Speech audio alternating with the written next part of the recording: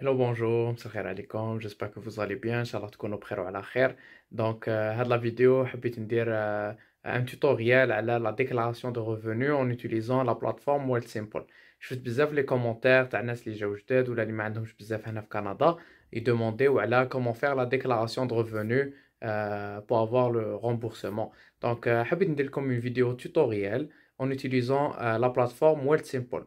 Donc, Wealthsimple, c'est une plateforme qui est gratuite. تقدروا ديروا فيها لا ديكلاراسيون دو ريفوني تاعكم و elle est vraiment simple. دونك حبيت ندير لكم une vidéo comme ça تقدروا تشوفوا étape par étape كيفاش ديروا pour avoir le maximum de remboursement. يلا تبعوا معايا. Donc la première chose اللي غنديروها نروحوا للموتور دو ريشيرش تاعنا جوجل et on va taper Wealthsimple Tax.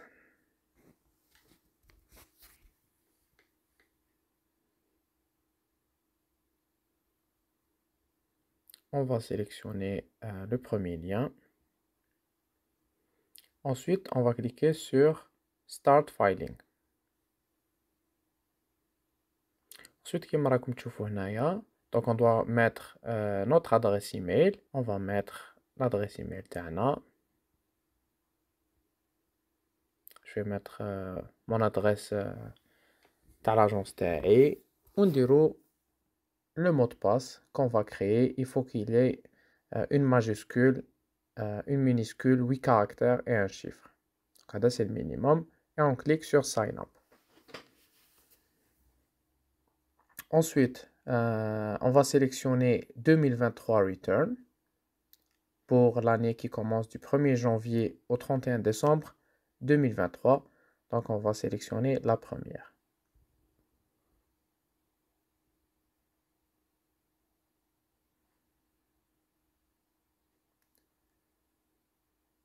Donc, le compte il est en train de se créer. Donc, la première des choses, donc on va mettre les informations de base, le prénom et le nom de famille. Donc, on va prendre un exemple, John Doe. D'accord? Donc, on va écrire John Doe.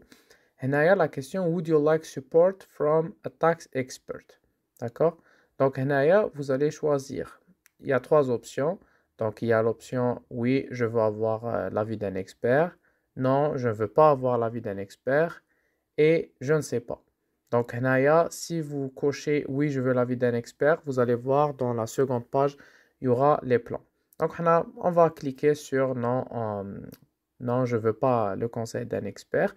Et on va cliquer sur le bouton Next pour continuer. Ensuite, كما راكم تشوفوا هنايا كاين 3 plans.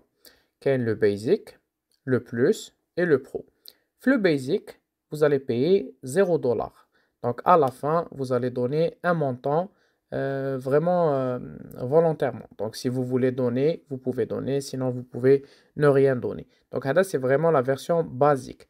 Donc il n'y a pas d'aide, il n'y a pas de support de la part d'un comptable ou de quelqu'un qui va être derrière la. هنا عندكم la version plus فيها un audit protection. Donc عندكم une protection pardon dans le cas où l'ARC يديروا معاكم un audit.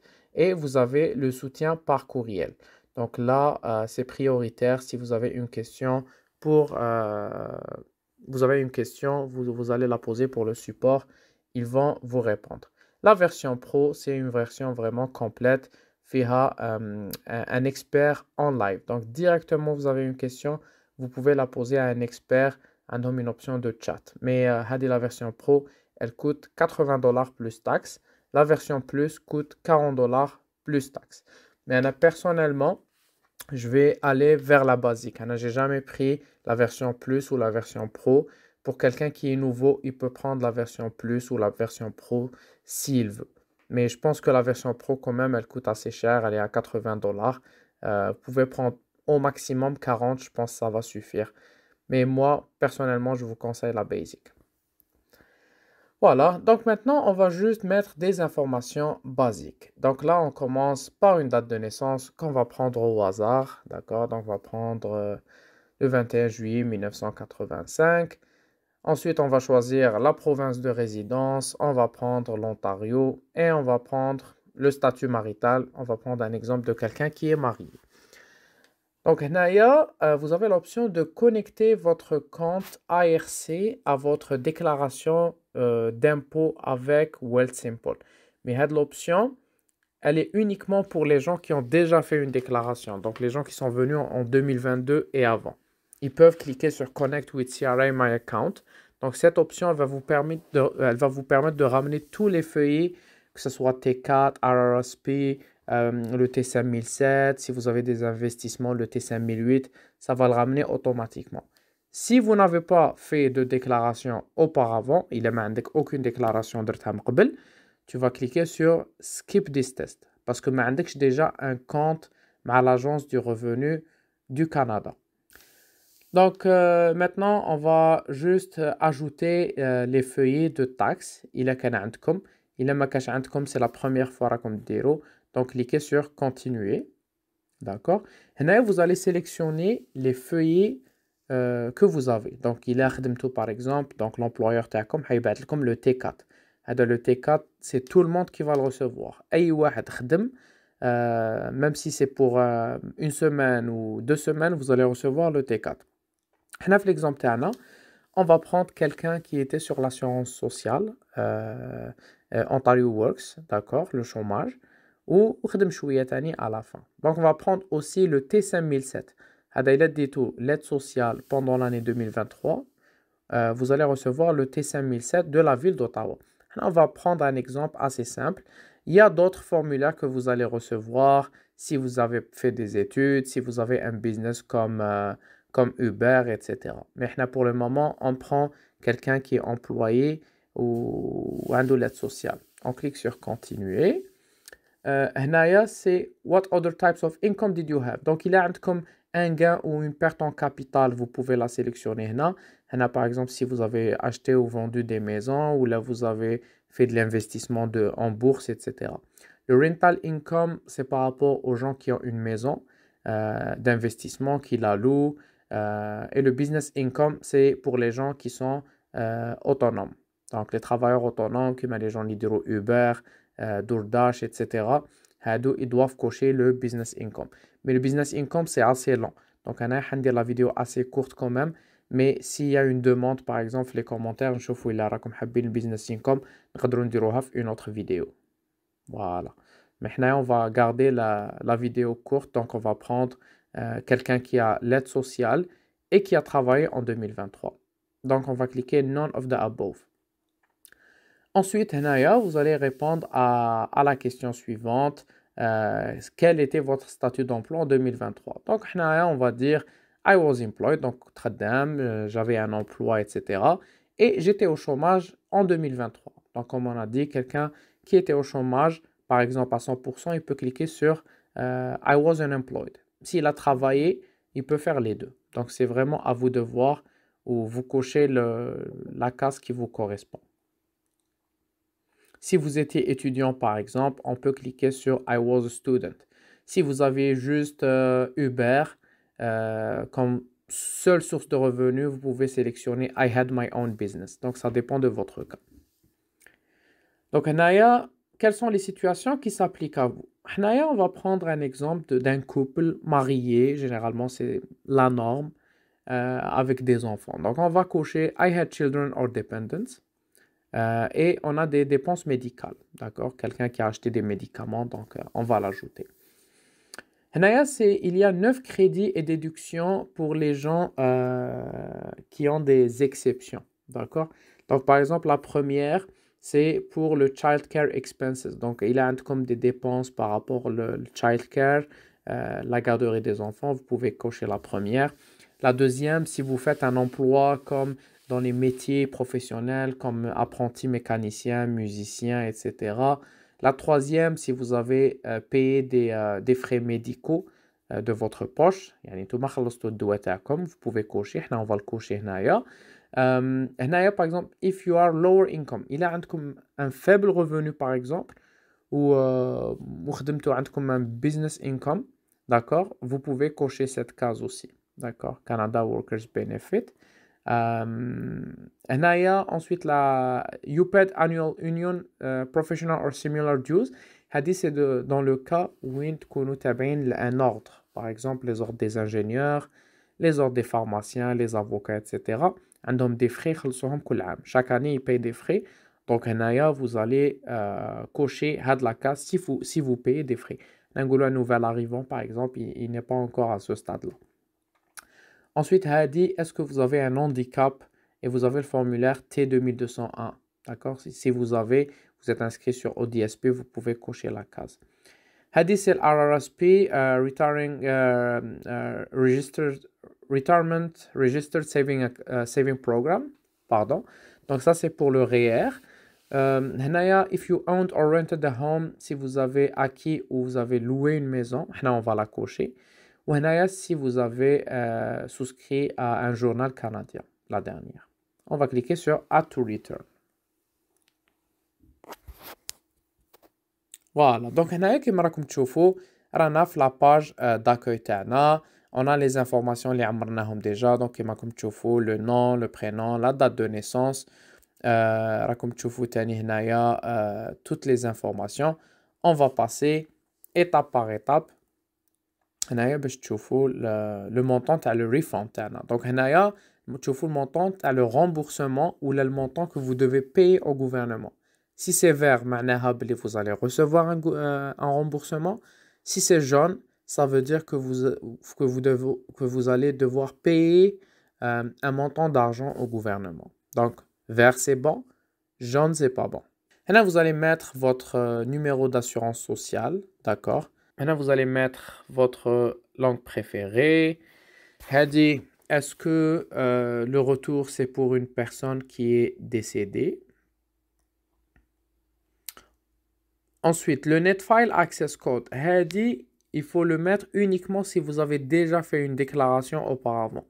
Pour les gens, les Jaoujdet 2023, vous n'avez pas encore de Netfile Access Code parce que vous n'avez pas reçu le NOA, Notice of Assessment.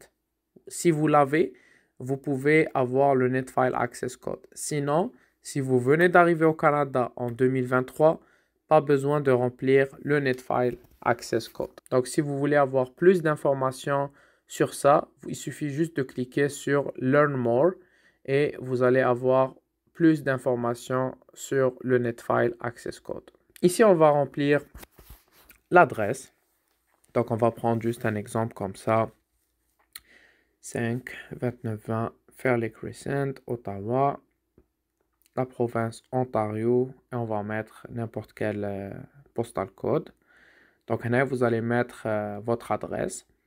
Là, ensuite, vous allez mettre le numéro de téléphone. Et pour finir, est-ce que vous avez une adresse hors du Canada? Donc, une adresse postale. Vous allez cocher non. Donc, Naya, vous allez répondre à la question, est-ce que vous étiez résident du Canada pendant toute l'année 2023? D'accord? Pour quelqu'un qui vient d'arriver, on va cliquer sur non.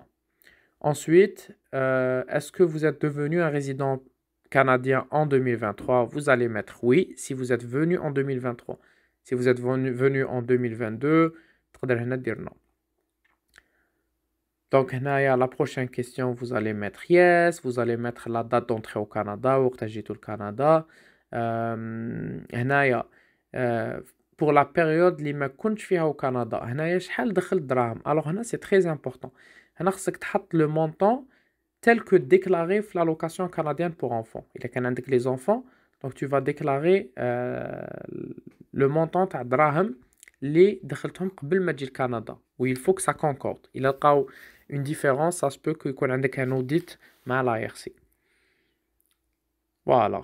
Donc, Canadian Source Income, généralement, c'est 0.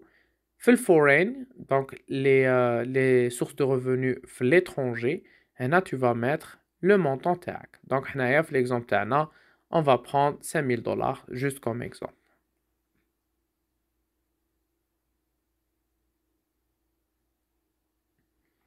Donc, il vous demande le 31 décembre 2023, vous résidez dans quelle province? Vous allez mettre votre province. L'exemple, on l'a pris pour l'Ontario. Est-ce que vous avez changé de province en 2023? Par exemple, les gens qui habitent au Québec ou l'Ontario, ils vont mettre la date d'arrivée en Ontario ou l'autre province.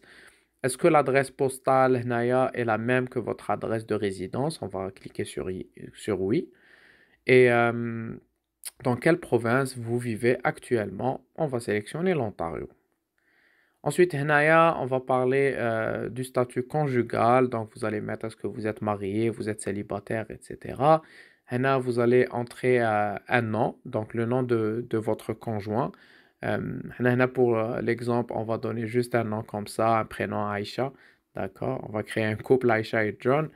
هنايا, est-ce que votre situation matrimoniale a changé en 2023?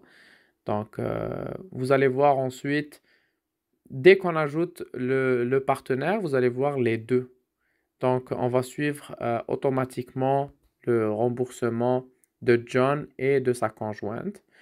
La dernière question, est-ce que vous avez des enfants? Donc, do you have any dependents? Si vous avez des enfants, yes. Sinon, c'est non. Did you have any children in shared custody? Donc, ici, c'est une question par rapport à la garde partagée.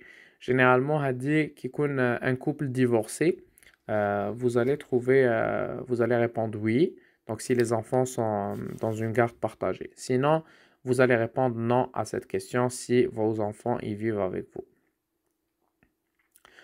Là aussi, vous allez répondre à cette question. Est-ce que c'est la première fois que vous reportez votre revenu à l'ARC? Si c'est 2023, vous êtes arrivé au Canada, vous allez mettre yes.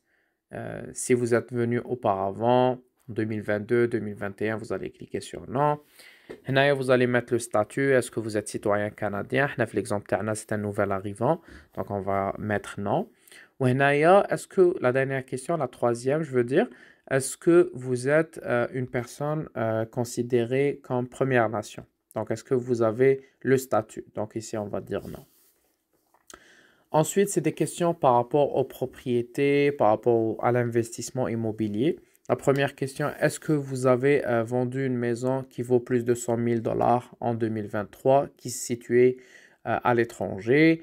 Est-ce que vous avez vendu votre principale résidence en 2023? Donc, c'est Did you dispose of your principal residence? Donc, vous allez mettre non. Donc, les deux questions, elles sont nouvelles pour 2023.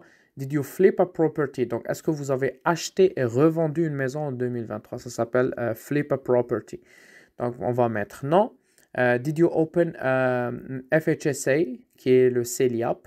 Le CELIAP, c'est un compte enregistré pour acheter sa première maison. Donc, on va mettre non. Et ici, est-ce que vous avez fait de la prison pendant plus de 90 jours en Ontario en 2023? On va mettre non. Ensuite, on a la question Canada Carbon Rebate. Donc ici, il vous demande est-ce que vous habitez en dehors de ces villes-là? D'accord? Donc si vous habitez à Ottawa et Gatineau, donc ici, vous allez répondre non, parce que vous n'habitez pas à l'extérieur de ces villes-là. Donc il y a ce qu'on fait Kingston, Oshawa, Toronto, Sudbury, Thunder Bay. Donc vous allez répondre non. Ensuite, là, c'est juste une question par rapport aux dons d'organes, tissus et dons d'organes. Si vous cliquez sur oui, donc ils vont partager vos informations avec le Ontario Health. Donc, ils vont vous envoyer des informations concernant le don d'organes. Henaya, c'est le Ontario Trillium Benefit. Donc, Henaya, vous allez cliquer sur yes. Tout ce qui est benefit, on va essayer de mettre oui. Donc, c'est logique.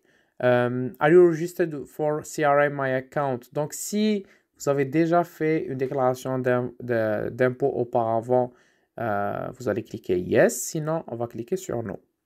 Wenaya, est-ce que vous voulez vous inscrire pour recevoir les informations and your notice of assessment à travers votre compte ARC? Donc, cliquez sur Yes, Sign Me Up. Et vous allez mettre votre adresse courriel. D'accord? Et vous allez la confirmer. Voilà, ça c'est pour cette étape. Donc on avance bien. Maintenant, après cette section-là, on va commencer à remplir nos informations d'income. D'accord? Après cette section-là, après la section des enfants et de la conjointe. Donc ici, on va mettre le net income avant le 6 juin 2023, donc avant de venir au Canada. Il est important de noter le même montant, comme je vous l'ai dit auparavant, que le montant que vous avez déclaré pour le Child Benefit, l'allocation canadienne pour enfants. Donc, on va mettre un montant comme ça pour la conjointe. On va mettre 5 000 $ par exemple. Ici, on a un message d'erreur parce qu'on avait déjà déclaré 5 000 pour le couple. Donc, on ne peut pas déclarer 5 000 pour la femme. D'accord? Donc, ça va être 10 000 qui dépasse déjà les 5 000. D'accord? Donc, ils nous disent de laisser le field blank. Ça veut dire on ne remplit rien du tout. Comme ça, on va juste supprimer les 5 000 $. Comme ça, pour être en concordance. Ensuite, la question, est-ce que votre conjointe a un handicap? On va dire non. Est-ce que vous vivez ensemble pour toute l'année 2023? On va cliquer sur Yes. Donc là, vous allez laisser cette case vide. Vous n'allez rien toucher. D'accord? Donc ça, c'est le transfert d'argent. Vous n'allez rien toucher. Ici, vous allez mettre les informations de vos enfants. D'accord? Le prénom. La relation avec vous, la date de naissance. Alors, juste les 3 premières informations qui sont obligatoires. Le nom, la relation et la date de naissance. Le numéro d'assurance sociale, le net income et est-ce que l'enfant a un handicap, c'est pas obligatoire. Donc, vous remplissez juste où il y a un astérisque. On va donner un exemple. Adam et last name Doe. Voilà. Ça, c'est juste un exemple. Donc là, la question, est-ce que vous avez des frais d'adoption pour Adam? Donc, si vous avez payé de la garderie, vous allez cliquer Yes. Sinon, on va cliquer No. Ensuite, on va ajouter, on va claimer le Ontario Amount for Dependent Children. On va cliquer sur Claim if eligible. Si on est éligible, le gouvernement il va nous donner ces tax credits-là. Est-ce que vous avez des dépenses de garderie pour Adam? Donc, si vous cliquez Yes, vous allez remplir ce tableau-là. Donc, le nom de la garderie, le signe, ce n'est pas obligatoire et le montant que vous avez payé. Ensuite, là, on va remplir les informations sur le T4. Donc, le T4, c'est le Statement of Remuneration Paid. Donc, état de la rémunération payée. Chaque personne qui a travaillé au Canada, il va recevoir le T4. ما كانش واحد ما خدمش وما عندوش le T4. Donc, هذا c'est envoyé à toutes les personnes employées au Canada. Donc, il y a plusieurs cases. On va juste prendre des cases. On va prendre un exemple juste comme ça. D'accord? Donc, on va mettre le nom de l'entreprise ABC, juste par exemple. Ensuite, on va aller à la case 14 qui sont les revenus d'emploi.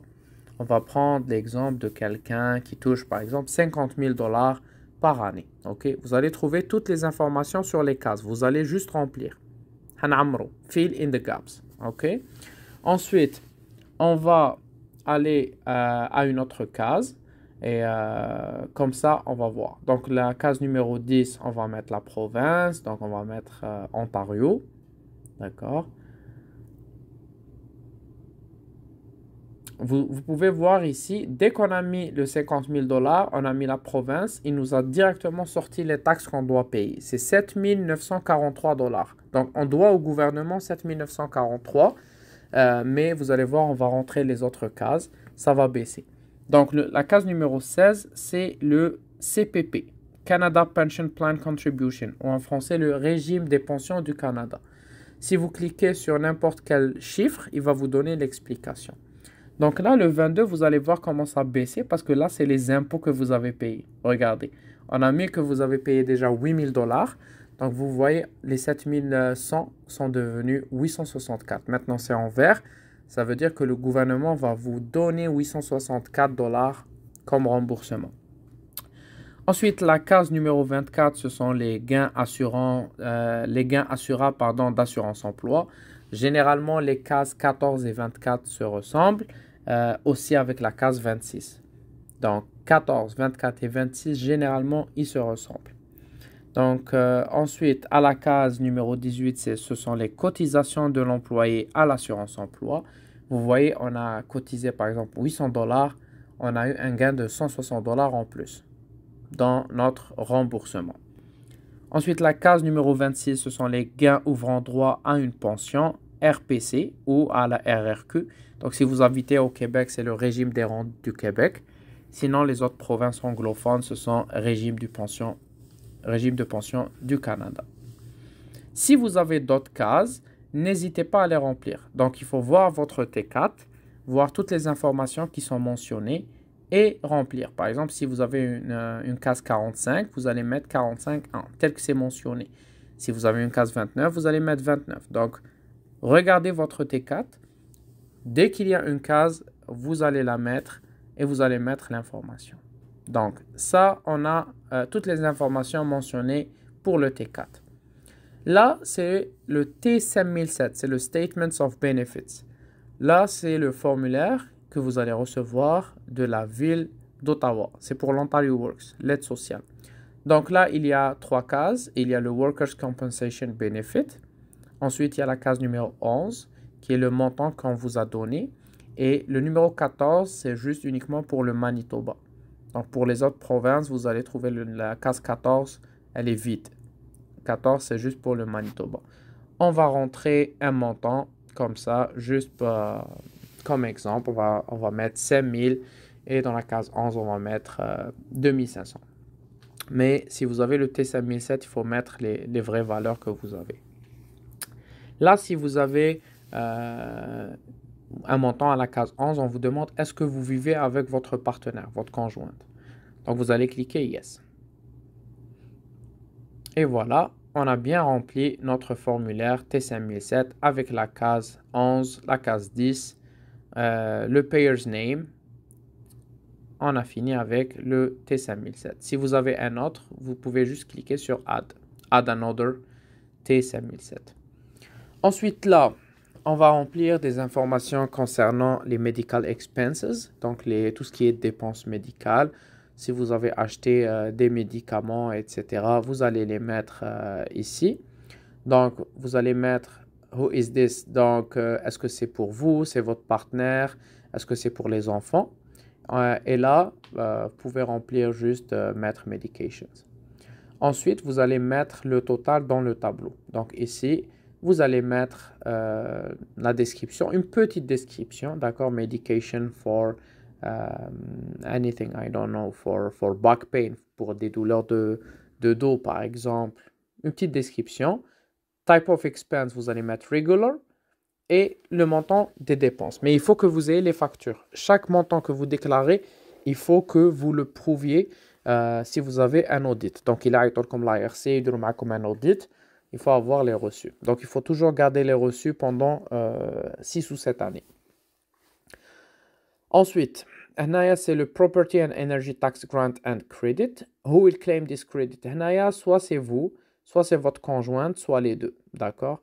Généralement, c'est la personne qui fait la déclaration et va le claimer. Donc, HNAIA, les deux, vous allez cliquer sur Ontario Energy and Property Tax Credit, yes. Et pour Northern Ontario Energy Credit, vous allez cliquer non. Sauf si vous habitez dans le nord de l'Ontario. Il écoute ce qu'on fait le nord de l'Ontario, tu vas cliquer sur yes. Sinon, ça va être non pour les gens qui habitent au sud de l'Ontario.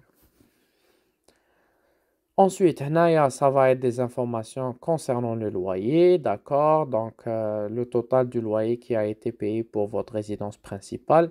Quelqu'un qui est venu le 6 juin 2023, disons, il va payer 6 mois à peu près. On va prendre un exemple de 2000 $ par mois. Donc, 2000 x 6, ça va prendre un 12 000 $. D'accord? Et c'est juste un exemple. Donc, il faut faire le montant par mois fois le nombre de mois. Si vous avez acheté votre propre maison, là, ça va être 0 parce que vous ne payez pas de loyer. Mais ici, vous allez mettre les taxes de propriété que vous avez payées. D'accord? Ici, si votre maison est dans une réserve, vous allez mettre le total des factures d'énergie. Si c'est dans une réserve, sinon vous n'allez rien mettre. Et ici, vous allez mettre le montant que vous allez payer si vous avez résidé dans une résidence pour personnes âgées, une résidence de soins à longue durée. Donc, did you reside in a student residence? Vous allez cliquer non si vous avez résidé dans une résidence pour étudiants. Et là, il vous pose une question. Est-ce que vous voulez recevoir le montant total en juin 2025 ou vous voulez le recevoir par mois. Donc, avec le montant, chaque mois, vous allez le recevoir par partie. Donc, là, on va dire non. On va choisir l'option de recevoir le paiement chaque mois. Si vous voulez le recevoir one shot, vous allez cliquer Yes. Vous allez le recevoir en juin 2025. Ensuite, la partie B, on va juste ramener l'adresse d'Anna. Donc, on va essayer de copier la même adresse. On va chercher l'adresse. Donc, c'est le 52920.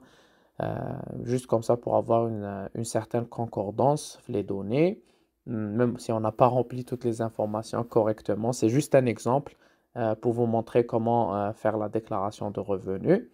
Donc, là, vous allez mettre l'adresse, vous allez mettre le code postal, OK, le nombre de mois de résidence en 2023. Donc, si vous avez résidé 6 mois, vous allez mettre 6. Si c'est toute l'année, ça va être 12. Donc, c'est les mois de résidence. Le montant payé. Et là, vous allez mettre landlord. Si c'était des taxes de propriété pour les gens qui ont acheté, ils vont mettre municipality. Parce que les taxes de propriété, vous allez les payer à la ville d'Ottawa, à la municipalité, au lieu du landlord. Si vous avez résidé dans d'autres adresses, vous allez cliquer juste sur Add another address et vous allez mettre l'autre adresse. Par exemple, les gens qui ont déménagé. Voilà. C'est tout. Donc, toutes les informations sur le logement sont dans cette colonne-là.